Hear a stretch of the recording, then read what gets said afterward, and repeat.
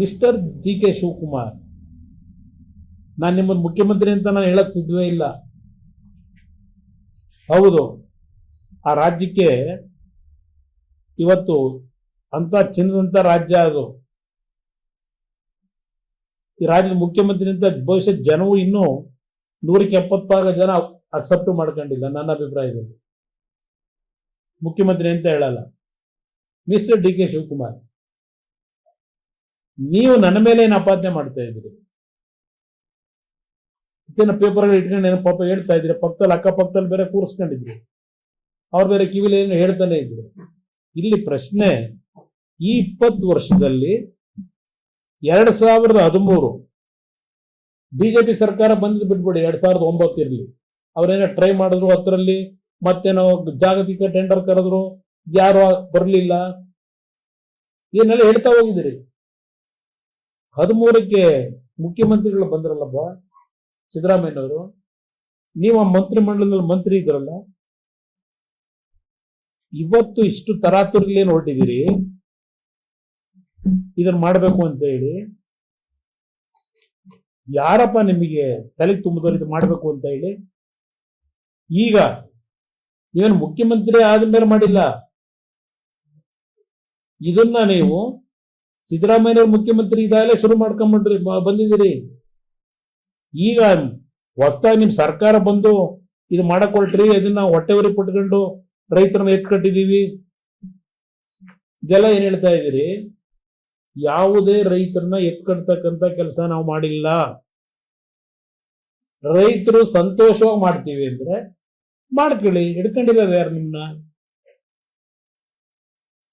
ಈ 20 ವರ್ಷದಲ್ಲಿ ನೀವು ಈಗಾಗಲೇ ಒಂದು ಬಾರಿ ಮುಖ್ಯಮಂತ್ರಿ ಆಗಿ ಮಂತ್ರಿ ಆಗಿ ಅವತ್ತು ಕೈ ಹಾಕಲಿಲ್ಲ. ಅವತ್ತು ಕೆಲವು ಪ್ರೊಸೀಡಿಂಗ್ ಆಗಿದೆ. ಸಿದ್ದರಾಮಯ್ಯನವ್ರ ಕಾಲದಲ್ಲೂ ಪ್ರೊಸೀಡಿಂಗ್ ಮಾಡ್ಕೊಂಡವ್ರ ಅಧಿಕಾರಿಗಳು. ಕನ್ಸಿಲ್ ಕೂಸು ಅವೆಲ್ಲ ಇರ್ಲಿ, ಆಮೇಲೆ ಆಗ್ಲೂ ಕೈ ಹಾಕ್ದಂತಾರೆ ಏನಿದೆ, ಯಾಕೆ ನಡೆಸ್ಕೊಂಡ್ ಬಂದ್ರಿ ಇದನ್ನ? ನಂತರ ನಾನು 2018 ಮುಖ್ಯಮಂತ್ರಿ ಆದೆ, 14 ತಿಂಗಳಿದ್ದೆ. ನಾನು ಈ ಕಾರ್ಯಕ್ರಮ ಮಾಡಲೇಬೇಕು ಅಂತ ನನ್ನೇನಾದ್ರು ಚಿಂತನೆ ಇಟ್ಟಿದ್ರೆ ನಾನು 14 ತಿಂಗಳು ಮಾಡ್ತಿರ್ಲಿಲ್ವಾ? 14 ತಿಂಗಳು ನನ್ನ ಜೊತೆಲೇ ಇದ್ದಾರಲ್ಲಪ್ಪ ನೀರಾವರಿ ಮಂತ್ರಿಯಾಗಿ. ಯಾವತ್ತಾದ್ರೂ ಈ ವಿಷಯ ಬಂದು ಚರ್ಚೆ ಮಾಡಿದ್ರ? ಬಿಡದಿ ಪ್ರಾಜೆಕ್ಟ್ ಬಗ್ಗೆ ಚರ್ಚೆ ಮಾಡಿದ್ ಬಹುಶಃ ಬೆನಕನಹಳ್ಳಿ ಚರ್ಚೆ ಮಾಡಿರ್ಬೇಕು, ಬೆನಗಾನಹಳ್ಳಿ ಅದು ಚರ್ಚೆ ಮಾಡಿರ್ಬೋದು. ಬೆನಗಾನಹಳ್ಳಿ ಡಿನೋಟಿಫಿಕೇಶನ್, ಅಯ್ಯೋ ನಾನ್ಯಾಕಪ್ಪ ಮಾಡ್ಲಿ ಡಿನೋಟಿಫಿಕೇಶನ್?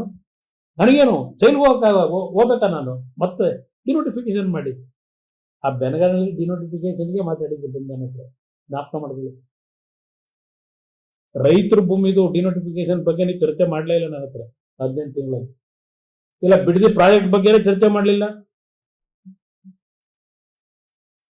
ನಿಮ್ ಜಮೀನು ಕೊಟ್ಟಿದ್ದೀರಾ, ಇದು ನೈಸಿಕ್ ಕೊಟ್ಟಿದ್ದೀರಾ? ರಾಮನೆ ಆ ಲೈನ್ ಬಂದ್ರೆ ಕೊಡ್ಲೇಬೇಕಿತ್ತು. ಇವತ್ತು ಈಗ ನೀವು ಇಷ್ಟೊಂದು ಪ್ರೇರೇಪಣೆ ಯಾರು ಕೊಟ್ಟಾರ ನಿಮಗೆ ಈ ಪ್ರಾಜೆಕ್ಟ್ ಮಾಡೋದಕ್ಕೆ? ಆಮೇಲೆ ಅದೇನೋ ಒಂದು ಹೇಳಿದಿರಿ, 1000 ಎಕರೆ ಯಡಿಯೂರಪ್ಪ ಕಾಲದಲ್ಲಿ ನನ್ನ ಅಧಿಕಾರ ಹೋದ್ಮೇಲೆ ಅಲ್ಲಿ ಯಾವುದೋ ಡಿನೋಟಿಫಿಕೇಶನ್ ಆಗಿದೆ ಅಂತ ಹೇಳಿ. ಅವ್ರು ಯಾಕೆ ಮಾಡ್ಕೊಂಡವ್ರೆ ಅಂತಂದ್ರೆ ವಿಷಯ ತಿಳ್ಕೊಂಡಿದ್ಯಪ್ಪ, ಯಾಕೆ ಮಾಡವ್ರೆ ಅಂತ? ಯಾರ್ದು ಭೂಮಿ ಅವತ್ತು ಡಿನೋಟಿಫೈ ಮಾಡಿರೋದು? 70 ಲಕ್ಷ ಕೊಟ್ಟರು, ನಾನು 2.25 ಕೋಟಿ ಕೊಡ್ತಿದ್ದೀನಿ. ಯಡಿಯೂರಪ್ಪನವ್ರ ಕಾಲದಲ್ಲಿ ಬರೀ 70 ಕೊಟ್ಟಿದ್ರು, 70 ಲಕ್ಷ. ಅದು ರೈತರ ಭೂಮಿನ ಅಕ್ವೈರ್ ಆಗಿದ್ದು ಅಲ್ಲ, ಡಿನೋಟಿಫೈ ಆಗಿದ್ದು. ಸಿದ್ದರಾಮಯ್ಯರ ಕಾಲದಲ್ಲಿ ಒಬ್ಬ ತಿಮ್ಮೇಗೌಡ ಅಂತ ಹೇಳಿ ಎಕ್ಸೈಸ್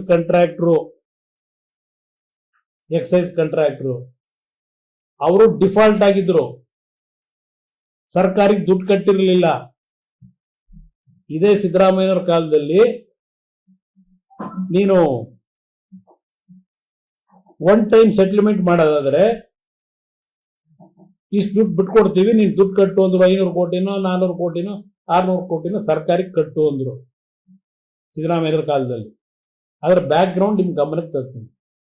ಯಾಕೆ ಹೋರಾಟ ಮಾಡಲಿಲ್ಲ ಆಗ 1,000 ಎಕರೆ ಡಿನೋಟಿಫೈ ಮಾಡಿದಾಗ ಯಡಿಯೂರಪ್ಪನ ಕಾಲದಲ್ಲಿ ಆಗೆಲ್ಲ ಹೋಗಿದ್ರು ಇವರು ಅಂತ ಏನ್ ಹೇಳ್ತಾ ಇದ್ದಾರೆ.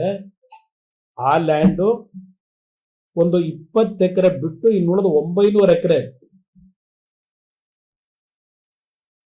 ಆ ಕಂಪನಿಯವರಿಗೆ ಸೇರಿದ್ದು.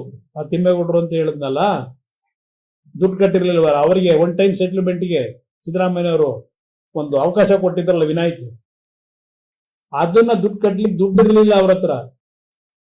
ಅದಕ್ಕೋಗಿ ಸರ್ಕಾರದ ಮುಂದೆ ಅರ್ಜಿ ಹಾಕೊಂಡು ಡಿನೋಟಿಫಿಕೇಶನ್ ಮಾಡಿ ಸರ್ಕಾರದಿಂದ ದುಡ್ಡು ತಗೊಂಡು ಸರ್ಕಾರಿ ದುಡ್ಡು ಕಟ್ಕೊಂಡವ್ರೆ. ಇದು ದೊಡ್ಡ ದೊಡ್ಡ ವ್ಯವಹಾರ.